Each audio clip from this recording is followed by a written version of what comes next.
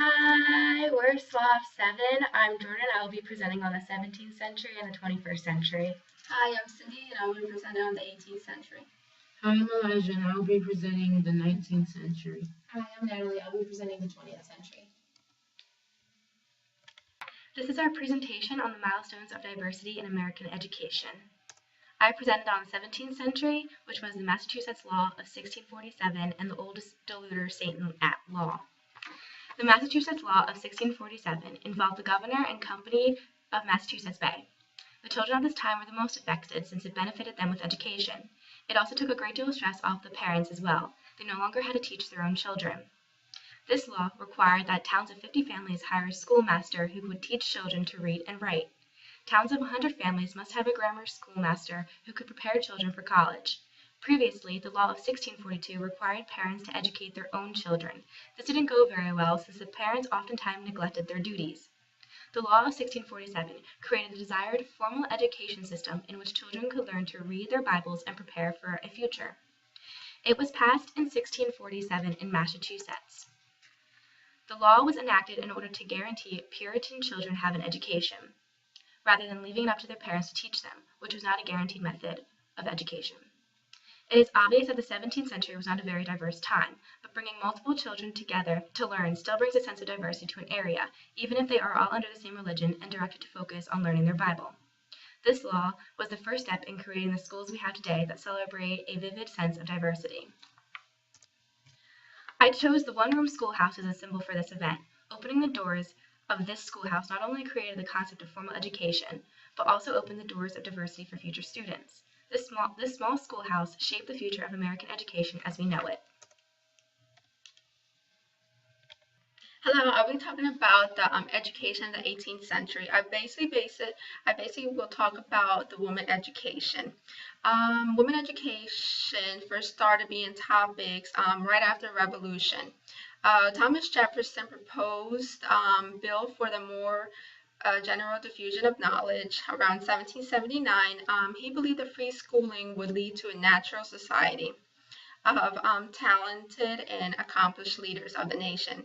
His plan was never adopted, but this gave new significance to education.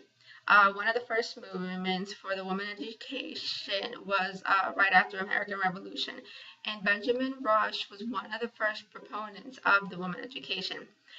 He believed that if America was going to be run by leaders, women had to be educated because they're the first ones that should provide education to their children. Boys around 6 and 7 will be sent off to masters. So during those first 6-7 years of their life, it was very important that they learned how to read and write, and if they were going to be able to learn how to read and write, then the woman should know how to read and write. The boys would be sent off to the masters, but the girls would stay home and continue their education with the basics, which was cooking, cleaning, and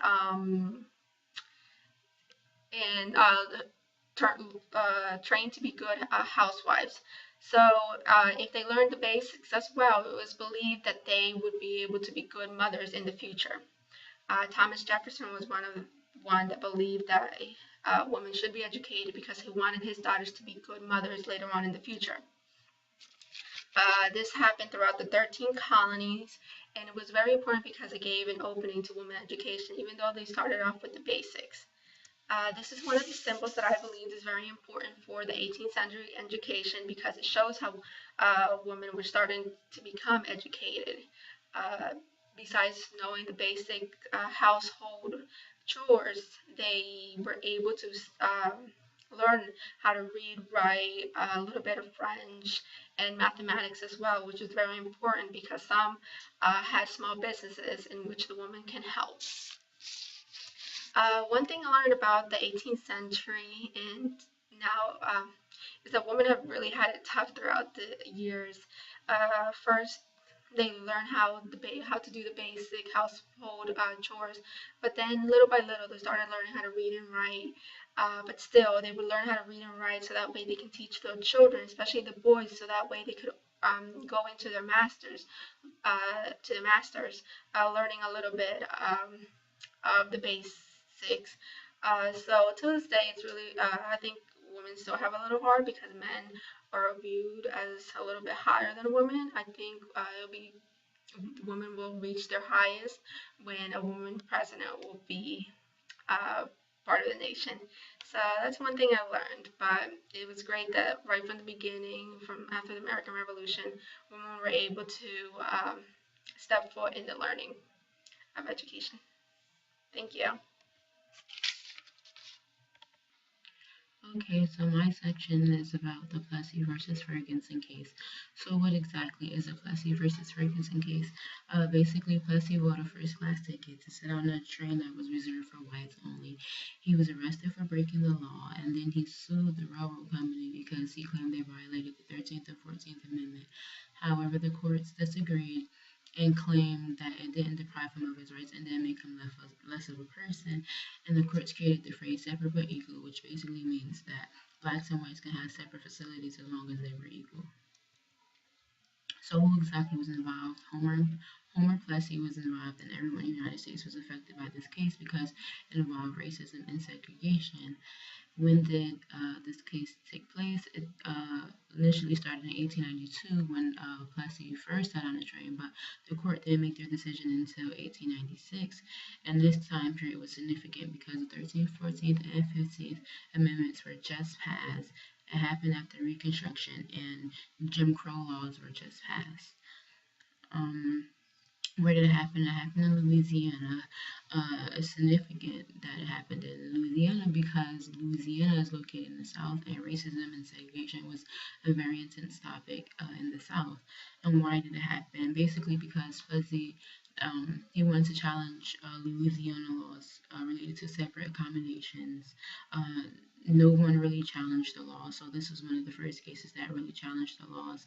And before the case, blacks really couldn't be educated, and so after the case, this made this helped African Americans' lives a little bit easier, and they were able to go to school, and they had a few more resources than before, but not that many.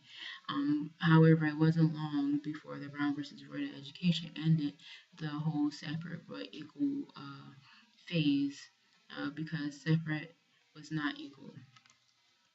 And I chose this symbol because it has the name of the case on it, and it has separate but not equal because it's true, separate is not equal. And as you can see in this picture, if you look at the white side, you can see their side is fancier than the black side. And what did I learn from this project? Well, basically, I learned a lot about the Plessy versus Ferguson case. I didn't really know much about it before, but I learned all the history behind the case. So this project basically helped me learn a lot about the 19th century in general. The milestone that I chose for the 20th century was Brown versus Board of Education, and this was in 1954 when a class action suit was filed against the Board of Education of the city of Topeka, Kansas. Basically, 13 Topeka parents filed on behalf of their children so that they could be accepted into the school district that at the time was segregated. The Brown versus Board of Ed case was actually a consolidation of similar cases from 5 different jurisdictions: Kansas, South Carolina, Delaware, Virginia, and the District of Columbia. And the result was that the court ruled in favor of Brown and ultimately decided that even if tangible factors like facilities, teachers, and supplies were equal, then separation was unequal and a violation of the 14th Amendment. The symbol that I chose, which you can see on the screen, is pretty much protesters during that time, and it's pretty self-explanatory, but basically this was something that was common because they felt that it was their right to be given the same level of education as everyone else, and that was the main issue, that their children were not allowed to go to the same schools as white children, and that's why they were separated. Specific to this time period that I researched, I learned that it's important to sometimes challenge the system And at this time, the courts had permitted racial segregation and covered it by saying that it was separate but equal, when in reality it wasn't equal. So because these individuals challenged the system, then it made those laws unconstitutional and changed the school system forever. For the 21st century, I researched the DREAM Act. The DREAM Act involves illegal immigrants in the United States who were brought into the country as minors and graduated from U.S. high schools. Once these kids graduate from high school, their future education is compromised due to our nation's current immigration laws. These immigrants can't obtain legal residency within the U.S. since their parents are usually undocumented. DREAM stands for the Development, Relief, and Education for Alien Minors. The act would allow immigrants to obtain permanent legal status and become eligible for citizenship within the U.S. if they complete 2 years in the military or receive a degree in higher education at a 4-year institution. This act was initially proposed in 2001 by Dick Durbin and Orrin Hatch. Currently, 14 states have their own versions of the DREAM Act that assist in helping over 65,000 immigrant children seek a higher education in the United States. Nowadays, immigrants who qualify for the perks of the DREAM Act are able to attend a higher education facility, which increases their future earnings. This also helps the country boost its economic standing with the amount of taxes being paid. For the symbol, I chose a picture of immigrant students holding a banner that says education, not deportation. This quote fully encompasses the impact the DREAM Act will have on these kids. They will either receive higher education or be deported. The DREAM Act is important to ensure their future education. What did I learn from researching milestones of diversity in American education? Well, I have learned how far we as a country have developed throughout the years. Schooling went from being solely religion-based and mainly for white puritanical males to allowing all walks of life, even illegal immigrants under the DREAM Act, to thrive under higher education. Whites, blacks, Hispanics, males, females, mentally handicapped, terminally ill, even dyslexic, basically everyone and anyone is able to be educated nowadays. America is the melting pot of diversity, and that carries into our education system as well.